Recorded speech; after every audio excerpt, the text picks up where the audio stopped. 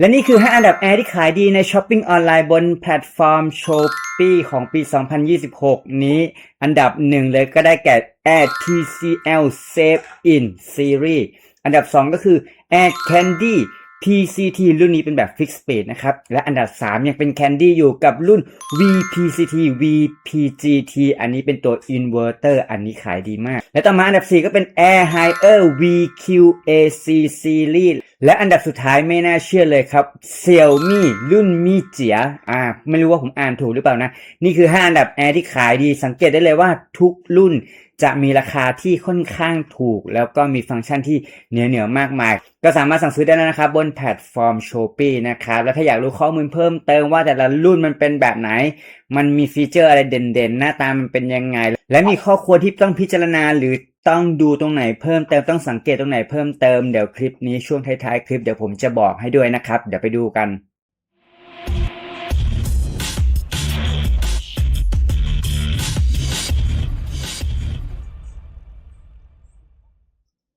สวัสดีครับทุกคนอยู่กับผมยุทธจากช่อง Air Service กันอีกครั้งนะครับคลิปนี้นะครับเอา5อันดับแอร์ขายดีบน Shopee ซึ่งผมไม่ได้พูดขึ้นมาเองไม่ได้เมคเอาเองไปดูกันเลยดีกว่านะครับนี่ตามนี้เลยนะครับเป็นไปตามที่ทางแพลตฟอร์ม Shopee เขาบอกระบุไว้เลยนะครับโดยที่ผมทำการกดค้นหาคำว่าแอร์บ้านแล้วก็ไปที่คำว่าสินค้าขายดีแล้วก็พยายามนั่งดูอยู่หลายทีนะครับว่าทำไมเขาถึงขายดีโอเคสังเกตได้จากการขายแล้วกันนี่เขาบอกว่าสามารถขายได้ต่อ 5,000 ต่อชิ้นต่อเดือน 4,000 กว่าก็คือยอดขายที่เป็นสินค้าที่ขายดีนั่นเองนะครับก็เดี๋ยวเราจะเริ่มบอกกันทีละรุ่นเลยว่ารุ่นไหนมันทำอะไรยังไงบ้างนะครับเดี๋ยวเราจะไปดูที่5อันดับแรกตรงนี้ก่อนแต่ถ้าคุณสังเกตดีๆเนี่ยอันดับ1กับอันดับ5เนี่ยมันจะเป็นรุ่นเดียวกันเพราะฉะนั้นผมจะขอยกยอดเป็นอันดับ1ไปแล้วกันแล้วก็จะยกต่อมาเป็นรุ่นข้างล่างลงมาถัดมานะครับก็จะเป็นรุ่นนี้ Xiaomi นะครับมีเจียถ้าผมอ่านไม่ผิดนะโอเคเดี๋ยวเราไปเริ่มกันที่ตัวแรกกันเลยดีกว่าครับ TCL Save In โอเคมาเริ่มกันที่ตัว TCL Save In Series กันก่อนเลยนะครับแต่ว่านี่คือจุดที่ต้องสังเกตนิดนึงนะเพราะว่าในรูปเนี่ยเขาบอกว่าเป็นรุ่น TAC-XAL ซึ่งจริงๆ XAL เนี่ยมันไม่ใช่รุ่น Save In นะครับมันจะเป็นรุ่น Elite คุณไปดูดีๆนี่ถ้าสมมติว่าอยากจะซื้อรุ่นนี้จริงๆลองสอบถามเขาดีๆว่าตกลงเป็น Save In หรือเป็น XAL ที่เป็น Eliteมันคนละรุ่นกันนะครับแต่เอาเป็นว่าผมจะพูดในฐานะว่ามันเป็นรุ่นเซฟอินแล้วกันนะครับสำหรับหน้าตาของตัวรุ่นนี้ก็โอเคแหละสวยงามดีมีฟีเจอร์เด่นๆที่สังเกตเห็นชัดๆเลยนะครับก็คือตัว TAI Energy Saving นี่เขาบอกว่ารุ่นนี้นะจะช่วยประหยัดไฟได้มากสูงสุดขึ้นไปอีกกว่าอีก 35% เลยนะครับจากเดิมเนี่ยประหยัดไฟอยู่แล้วโดยการที่คุณกดแค่คำว่า Ecoตรงรีโมทนะครับมันจะช่วยคุณประหยัดไฟมากขึ้นแล้วรุ่นนี้ก็เป็นแบบ DC โอเคนะต่อมาในเรื่องของระบบความสะดวกสบายมากดีกว่าครับรุ่นนี้เขามีโคอันดา Airflow ด้วยนะคือปล่อยลมเย็นไกลนะก็คือส่งลมเลียเพดานให้มันไปไกลให้มันไม่โดนตัวอันนี้เป็นโหมดที่ผมชอบมากๆแล้วต่อมาก็เป็นแบบตัวพวงกระรอกหรือตัวใบพัดนะครับจะใหญ่ขึ้นอีกเล็กน้อยทำให้ลมมันส่งลมได้แรงขึ้นเพิ่มขึ้นอีก 13% เลยนะมาดูเรื่องของความสะอาดกันบ้างเขาบอกว่ามีการแจ้งเตือนได้ด้วยนะถ้าสมมติว่าแผ่นฟิลเตอร์หรือแผ่นกรองฝุ่นของคุณตันเนี่ยมันจะมีตัว CL ขึ้นมาตรงหน้าจอเลยนะครับก็คือคำว่า clean นั่นเองแปลว่าคุณเนี่ยต้องไปทำความสะอาดแผ่นฟิลเตอร์ได้แล้วนะเป็นการแจ้งเตือนนะครับแล้วก็ตัวนี้แผ่นฟิลเตอร์กรองฝุ่นก็มีเพื่อสุขภาพด้วยตัวนี้มีปกติและที่เด็ดที่ผมชอบอันนึงก็คือสามารถล้างทำความสะอาดตัวเองได้นะครับเพียงแค่คุณกดปุ่มบนรีโมทนะครับเดี๋ยวมันจะทำความสะอาดวิธีการมันก็คือจะสร้างหยดน้ำนั่นเองแล้วพอหยดน้ำเนี่ยมันจะสร้างไปเรื่อยๆมันไม่ปล่อยลมออกมาเนาะมันก็จะเกาะกลายเป็นน้ำแข็งพอเกาะกลายเป็นแห้งเสร็จแล้วเนี่ยพอมันถึงอุณหภูมิที่มันได้ที่แล้วเนี่ยมันก็จะทำการละลายแล้วก็เป่าลมแห้งออกมาให้เองโดยอัตโนมัตินี่คือการล้างทำความสะอาดเบื้องต้นที่จะช่วยได้นะแต่ยังไงสุดท้ายแล้วคุณก็ต้องเรียกช่างมาล้างเองอยู่ดีแต่อันนี้มันช่วยยืดอายุการใช้งานให้มันสกปรกช้าลงนั่นเองและต่อมานะครับก็มี30 วินาทีเย็นเร็วทันใจใน30 วินั่นเองนะครับก็สามารถส่งลมได้เย็นเร็วมากขึ้นภายใน30 วินาทีรุ่นนี้สามารถทำได้ก็ประมาณนี้สำหรับรุ่น TCL Save In AI Inverter นะครับ และต่อมาอันดับ2นะครับนั่นก็คือ Air Candy Fix Speed รุ่น PCT รุ่นนี้เป็นรุ่นที่ราคาเบามากแล้วก็ขายดีเป็นอันดับ2มีฟีเจอร์เด่นๆดังนี้เลยครับอย่างแรกเลยไปดูที่หน้าตาของมันกันก่อนดีกว่าหน้าตานะครับก็จะมีคำว่า Candy อยู่ตรงกลางเอาจริงๆถ้าถามผมคือไม่มีอะไรเลยคือมันง่ายอย่างเดียวเลยมันดูง่ายไปหมดเลยนะครับ Eco Cool Fix Speed ไปดูฟีเจอร์กันดีกว่าอย่างแรกเขาบอกว่ามี Turbo Cool เย็นเร็วขึ้น 47% มี Triple Air Flow ส่งลมได้ไกลมากขึ้นนะครับแล้วต่อมาก็คือมีแบบ Comfortable Sleep นะครับช่วยให้คุณนอนหลับสบายแล้วก็มีสารเคลือบตัวเครื่องให้ฝุ่นมันไม่เกาะนะครับคือตัว Anti Corrosion นี่นะครับแล้วต่อมา Copper 100% ก็คือทองแดง 100% นั่นเองแล้วมีบูฟินเคลือบสารสีฟ้าทนการกัดกร่อนได้มากยิ่งขึ้นด้วยนะและมาต่อกันที่อันดับ3ยังอยู่กับ Air Candy อยู่ครับแต่ว่าอันนี้จะเป็นแบบอินเวอร์เตอร์แล้วอย่างแรกเลยดูที่ตัวดีไซน์กันก่อนดีกว่าไหมครับตัวดีไซน์เป็นเหมือนรุ่นตัว PCT ตัว Fix Speed เลยนะฮะแต่จะมีแค่คำว่าอินเวอร์เตอร์โผล่ขึ้นมาอีกนิดหนึ่งเห็นไหมเอากันง่ายแต่บอกให้ชัดว่านี่คืออินเวอร์เตอร์นะไม่ใช่ตัวธรรมดานะมีอินเวอร์เตอร์ขึ้นมาให้ดูอยู่นะครับมาดูฟังก์ชันกันหน่อยดีกว่าอย่างแรกนะครับมีเซลฟ์คลีนนิ่งก็คือสามารถล้างตัวเองได้ช่วยรักษาคอเย็นให้สะอาดอันนี้วิธีการล้างก็น่าจะเหมือนกับตัวไฮเออร์ที่ผมเคยรีวิวไปนะก็คือเขาจะทำความเย็นจนเป็นน้ำแข็งนะครับพอน้ำแข็งเกาะมากๆขึ้นพออุณหภูมิมันได้เนี่ยเขาก็จะทำการละลายน้ำแข็งเองเพื่อไอตัวน้ำแข็งเนี่ยพอมันละลายมันก็จะไปซาะล้างไอสิ่งสกปรกที่อยู่ตรงแผงคีบคอยเย็นให้มันตกไปที่ถาดน้ำทิ้งแล้วก็ไหลลงออก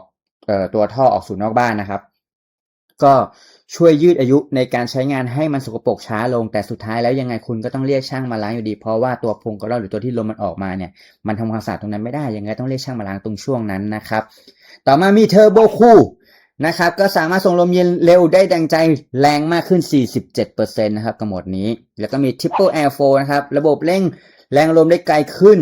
สามารถส่งลมได้ไกลขึ้นมากกว่าเดิมต่อมามี Eco Mode ช่วยคุณประหยัดพลังงานได้มากถึง 20-60% เลยนะครับและก็รุ่นนี้เป็นแบบบูฟินนะครับก็มีสารเคลือบป้องกันการกัดกร่อนเป็นสารสีฟ้าป้องกันให้มันทนมากยิ่งขึ้นไอตัวแผ่นคอยล์ร้อนตรงแผงเนี่ยมันเสียหายช้าลงนั่นเองนะครับเดี๋ยวดูตรงนี้สักนิดนึงดีกว่าตรงแผงคอยเย็นนะครับเขาบอกว่ามีการออกแบบใหม่นะครับสกรูโลหะก็ผสมนิกเกิลอย่างดีป้องกันอย่างดีแผงสีน้ำเงินป้องกันการกัดกร่อนก็คือเคลือบแผงด้วยท่อทองแดงป้องกันชัดเจนอยู่แล้วนะครับรุ่นนี้แล้วก็มีแผ่นท่อสังกะสีชุบอลูมิเนียมป้องกันการกัดกร่อนอีกชั้นหนึ่งนะครับเพราะปกติตรงนี้เนี่ยถ้าสังเกตดีๆมันจะเป็นสังกะสีอย่างเดียวแล้วนานๆไปตรงนี้เนี่ยมันจะเป็นสนิมอันนี้เขาชุบอลูมิเนียมด้วยเพื่อป้องกันการเกิดสนิมดูแลมากยิ่งขึ้นนะครับแล้วก็มีเคลือบบูฟินตรงตัว U ด้วยนะครับตรงท่อตัวโค้งตัว U เนี่ยปกติมันก็จะเป็นทองแดงปกตินี่แหละแต่ว่ารุ่นนี้เขาเคลือบบูฟินด้วยนะราคาเบาๆ Candy VPCT และมาต่อที่อันดับ4นะครับคราวนี้จะเป็นแอร์ตัวแม่ของ Candy นะครับก็คือ Higher คือแอร์รุ่นพี่ของ Candy นะครับมาในชื่อรุ่น VQAC เริ่มต้นที่หน้าตามันก่อนเลยง่ายๆคล้ายๆ Candy แหละแต่ว่าก็จะมีความโฉบความสวยกว่าตรงด้านข้างตรงนี้ก็จะมีแบบว่าเป็นเรียบลงไปนะครับมันเหมือนหักมุมลงไปตรงนี้นะครับแล้วก็มีคำว่า Higher ตรงกลางแล้วก็มีคำว่า Inverter อยู่ขวามือล่างตรงนี้เหมือนกันแล้วก็มีตัวหน้าจอแสดงสถานะตัวเลขอยู่ตรงฝั่งขวาตรงกลางๆตรงนี้นะครับไปดูฟีเจอร์ดีกว่า2ปีแล้วนะรุ่นเนี้ยแต่ว่าฟีเจอร์เด็ดๆเขายังมีอยู่นะครับอย่างแรกที่ผมอยากให้รู้เลยนะครับก็คือตัว Self Cleaning เขาบอกว่ารุ่นนี้นะครับสามารถทำความสะอาดได้รุ่นนี้ผมเคยพูดไปตั้งแต่เมื่อ2ปีก่อนแล้วว่าเป็นรุ่นที่เจ๋งมากเพราะว่ามันสามารถทำความสะอาดตัวเองได้โดยการทำให้ตัวแผงคอยเย็นเนี่ยเป็นน้ำแข็งนะครับพอเกาะเป็นน้ำแข็งนานๆเสร็จแล้วมันก็จะละลายไอตัวน้ำแข็งพอละลายเสร็จมันก็จะไปชะล้างพวกสิ่งสกปรกที่อยู่ตามคีบ ของตัวแผงคอยเย็นนะครับให้มันหลุดออกไปแล้วก็ไหลออกสู่ท่อน้ำทิ้งออกไปนะครับก็ช่วยรักษาความสะอาดยืดอายุการใช้งานให้มันสกปรกช้าลงนั่นเองนะครับอันนี้ผมชอบนะมันใช้งานได้จริงด้วยแล้วก็รุ่นนี้เป็นแบบอินเวอร์เตอร์ผมบอกไปแล้วนะแล้วอย่างอื่นล่ะมีอะไรอีกมี Triple Air Flow นะครับก็คือส่งลมได้ไกลขึ้นเร็วขึ้นแรงขึ้นแล้วไม่โดนตัวด้วยนะให้มันไปตกด้านหลังนะครับอันนี้มีถือว่าเจ๋งดีนะแล้วก็มี Turbo Cool ทำความเย็นเร็วได้มากกว่าเดิมถึง 47% แล้วก็มี Comfortable Sleep นะครับฟังก์ชันนี้ช่วยคุณนอนหลับสบายอันนี้ถ้าผมจะไม่ผิดมันจะตรงข้ามกับรุ่นของตัวแบรนด์ญี่ปุ่นอยู่นะรุ่นนี้เมื่อคุณนอนไปเนี่ยพอตอนผ่านไปสักชั่วโมง2ชั่วโมงเนี่ยผมว่ารุ่นนี้อุณหภูมิมันจะปรับขึ้นให้คุณอัตโนมัตินะครับถ้าสมมติว่าคุณเปิด25อยู่เนี่ยพอผ่านไป2ชั่วโมงเนี่ยมันจะไปอยู่ที่26องศา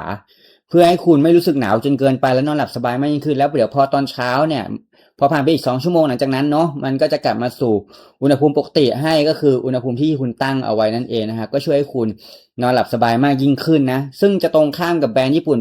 เนี่ยอุณหภูมิจะไม่ขึ้นจะเป็นอุณหภูมิลดลงแล้วค่อยไปขึ้นอีกทีนะครับอันนี้จะแตกต่างกันอยู่ตรงนี้นิดหนึ่งนะครับสำหรับคนที่ดูรุ่นนี้ไว้ก็สังเกตตรงนี้นิดนึงแล้วเดี๋ยวมาดูที่อันดับสุดท้ายนะครับนั่นก็คือ Xiaomi ที่จริงๆแล้วมันอยู่อันดับ6แต่ว่าอันดับ5นะมันคืออันเดียวกับตัวอันดับ1เนาะเพราะฉะนั้นผมเลยยกเอาอันดับ6ขึ้นมาเป็นแทนอันดับ5ซึ่งก็ขายดีมากพอๆกันเหมือนกันแหละครับถูกต้องครับ Xiaomi Mi เจียนั่นเองนะครับรุ่นนี้เข้ามาเป็นอันดับ5สังเกตไหมว่า Air ทั้งหมดที่ขายได้ในแพลตฟอร์มออนไลน์บนแพลตฟอร์ม Shopee เนี่ยจะเป็น Air จีนทั้งหมดเลยก็ไม่น่าแปลกใจนะครับเพราะว่าก็นั่นแหละครับมันถูกแล้วก็มันไม่ต้องคิดอะไรเยอะนะครับก็คือมันถูกแหละอันดับที่5ดีกว่า Xiaomi Mi เจียนะครับทำอะไรได้บ้างรุ่นนี้ผมว่าเป็นอันดับ5ที่มีฟังก์ชันมีฟีเจอร์ที่ผมว่าเจ๋งมากๆแล้วผมรู้สึกว่ามันดีมากๆใครใช้รุ่นนี้แล้วมาดูคลิปนี้แล้วช่วยรีวิวบอกกันด้วยนะครับว่ามันเป็นยังไงเพราะผมยังไม่เคยได้รีวิวแต่เดี๋ยวเราไปดูดีกว่าว่ามีฟีเจอร์อะไรที่น่าสนใจบ้างนะครับเริ่มต้นที่ตัวดีไซน์มันก่อนดีกว่านะสำหรับรุ่นนี้นะครับดีไซน์เป็นอย่างไรถ้าสังเกตดีๆคุณจะเห็นว่ามันเป็นสีขาวธรรมดานี่แหละสวยๆเรียบๆนะครับแล้วก็จะมีวงกลมสีดำๆอยู่ฝั่งขวานะครับตรงนี้ถ้าผมดูไม่ผิดน่าจะเป็นตัวรับตัวแสดงสถานะตัวรับสัญญาณรีโมททั้งหมดนะน่าจะอยู่ตรงนี้นะครับไปดูที่ฟีเจอร์ดีกว่าว่าฟีเจอร์มีอะไรเจ๋งๆบ้างอย่างแรกเลยเขาบอกว่ามี30วิUltra Fast Cooling นะครับเย็นเร็วใน30วินาทีนะครับต่อมามีโหมดประหยัดพลังงานนะครับก็คือมีระบบ AI ช่วยคุณประหยัดพลังงานเพิ่มขึ้นสูงสุดถึง 25.4% ช่วยคุณประหยัดค่าไฟนั่นเองนะครับต่อมามีอะไรสามารถสั่งงานผ่านมือถือผ่านแอปพลิเคชันของทาง Xiaomi ได้นะครับแล้วไม่พอแค่นี้นะยังสามารถตรวจสอบการใช้งานการใช้ไฟผ่านแอปได้แบบเรียลไทม์ว่าตอนนี้คุณใช้ไปเท่าไหร่วันนี้คุณใช้ไปเยอะมากน้อยแค่ไหนเดือนนี้คุณใช้ไปเท่าไหร่แล้วสามารถตรวจสอบได้แบบเรียลไทม์เลยเจ๋งโคตรต่อมาไม่ใช่แค่สั่งงานผ่านมือถือเท่านั้นนะครับยังสามารถควบคุมได้ด้วยเสียงด้วยคุณสามารถสั่งงานผ่านเสียงได้แต่จะใช้ร่วมกับ Google Assistant นะครับก็คือคุณก็ต้องมีตัว Google Home อยู่สักนิดนึงแหละมันต้องมีตัวช่วยเพิ่มขึ้นมานะครับจะไม่เหมือนรุ่นAir ใหม่ๆที่เป็นแบบว่าสามารถพูดได้เลยตรงๆนะครับอันนี้ต้องผ่านอีกสักอย่างหนึ่งเข้าไปนะครับแต่ก็สามารถใช้ได้แล้วกันโอเคนะและรุ่นนี้สามารถทำความสะอาดตัวเองได้เหมือนกันเลยถ้าสังเกตดีๆ Air จีนทุกรุ่นทุกยี่ห้อสามารถล้างทำความสะอาดตัวเองได้หมดโดยการทำให้มันเกาะเป็นน้ำแข็งและปล่อยให้มันละลายเหมือนกันเลยครับรุ่นนี้ก็ทำได้เหมือนกันและรุ่นนี้มีระบบแจ้งเตือนการทำความสะอาดแผ่นกรองด้วยนะเวลาแผ่นกรองฝุ่นของคุณสกปรกมันเด้งเตือนเลยนะว่า Hey you it's dirty มันสกปรกมากๆแล้วนะyouต้องไปทำความสะอาดล้างมันได้แล้วนะไอไม่ไหวแล้วไอสกปรกมากเลยนี่มันแจ้งเตือนทางมือถือให้เราด้วยนะครับแล้วก็รุ่นนี้มี stabilizer นะครับก็คือแผงวงจร PCB นะครับมีการป้องกันไฟตกไฟกระชาก130จนถึง265โวลต์นะครับอยู่ในเลนส์นี้สามารถรับแรงกระชากได้นะและรุ่นนี้พิเศษขึ้นมาอีกนิดนึงนะครับตัวท่อนะครับตรงตัวอยู่ตัวท่อของชุดคอยเย็นเนี่ยปกติมันจะเป็นแบบทองแดงเหมือนรูปฝั่งขวานี้แต่ว่าเขาออกแบบทำการเคลือบ การกัดก่อนเข้าไปอีกชั้นหนึ่งก็จะดูกลายเป็นสีขาวๆมีการเคลือบมันก็จะไม่ใช่ทองแดงโดยตรงนะครับช่วยให้มันแข็งแรงมากยิ่งขึ้นแต่ผมอยากสังเกตตรงนี้นึงนะผมว่ารุ่นนี้ดูจากรูปถาดแอร์เนี่ยไม่น่าถอดถาดน้ำได้นะครับดูทรงแล้วน่าจะเป็นชิ้นเดียวกันทั้งหมดนะอันนี้ก็คือจุดพิจารณาเล็กๆน้อยๆของตัว Xiaomi Mi เจียนะครับและนี่คือความจริงใจจากทางช่องของ Air Service ของเรานะครับสำหรับใครที่อยากจะสั่งซื้อแอร์ผ่านช้อปปิ้งออนไลน์บนแพลตฟอร์มต่างๆนะครับผมมีจุดให้คุณต้องสังเกตพิจารณาแล้วดูข้อมูลเพิ่มเติมอยู่นะครับอย่างแรกเลยคุณเห็นใช่ไหมครับแอร์อันดับหนึ่งที่ขายดีของทางแพลตฟอร์ม Shopee เนาะเขาคือ Air TCL รุ่น Safe Inชื่อมันบอกว่า Safe In แต่รูปภาพมันเป็นรุ่น TAC-XAL ซึ่งมันเป็นคนละรุ่นกันซึ่งผมไม่แน่ใจว่าทำไมแบบไหนยังไงเพราะฉะนั้นเวลาคุณจะสั่งซื้อแอร์ช่วยพิจารณาดูข้อมูลดีๆว่าแอร์ที่ได้มันเป็นรุ่นนี้มันได้ฟีเจอร์ตรงตามที่ระบุมาหรือเปล่าโอเคแหละราคามันไม่ได้สูงมากแต่ถ้าสมมติว่าคุณได้มาแล้วฟีเจอร์มันไม่ตรงของมันไม่ตรงปกกับที่สั่งไปบางทีมันเสียความรู้สึกเสียเวลาในการสั่งของคืนสั่งของใหม่เนาะเพราะฉะนั้นตรงนี้พิจารณาเยอะๆนะครับว่ามันตรงรุ่นหรือเปล่านะครับและอย่างที่สองเลยที่ผมอยากให้ทุกคนพิจารณาเพิ่มเติมนั่นก็คือเรื่องของการรับประกันนะครับเพราะถ้าสมมติคุณสั่งจากตัวแทนจำหน่ายหรือสั่งจากดีลเลอร์เนี่ยการรับประกันบางที่อาจจะรับประกันแบบ10 ปี5 ปียาวนานถูกต้องไหมครับแต่ว่าถ้าคุณซื้อใน Shopping ออนไลน์ผ่านแพลตฟอร์มต่างๆเนี่ยการรับประกันอาจจะไม่เท่ากับเวลาที่คุณสั่งซื้อจากตัวแทนจำหน่ายนะครับเพราะฉะนั้นคุณต้องถามร้านที่คุณสั่งซื้อเลยว่าอันนี้รับประกันเท่าไหร่การันตียังไงมีใบรับประกันมาให้หรือเปล่าแล้วก็มีใบเสร็จมีอะไรยังไงให้หรือเปล่าอันนี้สำคัญนะครับเพราะว่าแอร์มันถูกไงการรับประกันเขาถึงต้องลดลงเพราะฉะนั้นเช็คดีๆนะครับว่ายังรับประกันเหมือนเดิมหรือเปล่าเวลาได้มาจะได้ไม่ต้องมานั่งโวยวายกันนะครับและอย่างสุดท้ายเวลาคุณสั่งซื้อแอร์แล้วถ้าคุณให้ช่างจากในแพลตฟอร์มต่างๆของคุณมาติดตั้งด้วยนะถ้าคุณแบบซื้อมาพร้อมติดตั้งผมแนะนำอย่างนี้นะครับให้คุณขอเบอร์ช่างที่คุณติดตั้งด้วยนะครับเพราะว่าสมมุติว่าคุณติดตั้งไปปุ๊บแล้วแอร์มีปัญหาเนี่ยแล้วไม่รู้จะไปโทษใครไม่รู้จะหาช่างที่ไหนมาดูแลหลังการขายให้เนี่ยคุณอาจจะต้องเรียกช่างที่มาติดตั้งเนี่ยมาดูให้อยู่แล้วนะครับฉะนั้นขอเบอร์ช่างที่มาติดตั้งให้คุณเอาไว้การติดต่อผ่านช้อปปิ้งออนไลน์ทุกแพลตฟอร์มมันยากหมดนะครับเพราะฉะนั้นตัดไฟแต่ต้นลมในการขอเบอร์ช่างที่ติดตั้งเอาไว้และดีที่สุดขอด้วยนะครับว่าร้านของคุณมีหน้าร้านหรือเปล่าหน้าร้านอยู่ที่ไหนสั่งซื้ออย่างไรมีตัวแทนจำหน่ายอะไรยังไงคือสอบถามให้ละเอียดมากที่สุดนะครับเพราะว่าการที่จะได้ของถูกแล้วถ้าสมมติว่าคุณละเอียดรอบคอบเรื่องนี้มากๆคุณจะได้ของที่ดีด้วยนี่คือความจริงใจจากทาง Air Service ของเราแต่ถ้าสมมติว่าคุณกลัวสั่งซื้อทางออนไลน์แล้วมันอันตรายมาสั่งซื้อกับเรา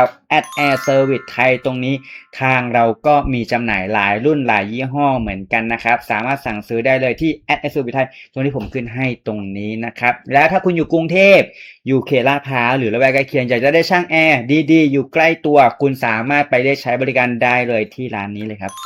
SJ Air นะครับอยู่กรุงเทพลาดพร้าวหรือละแวกใกล้เคียงอยากได้ช่างดีๆร้านซ่อมย้ายติดตั้งซื้อแอร์ใหม่แอร์เก่าสอบถามปัญหาทุกสิ่งอย่างได้เลยนะครับที่เบอร์0877072257ตรงนี้หรือ Line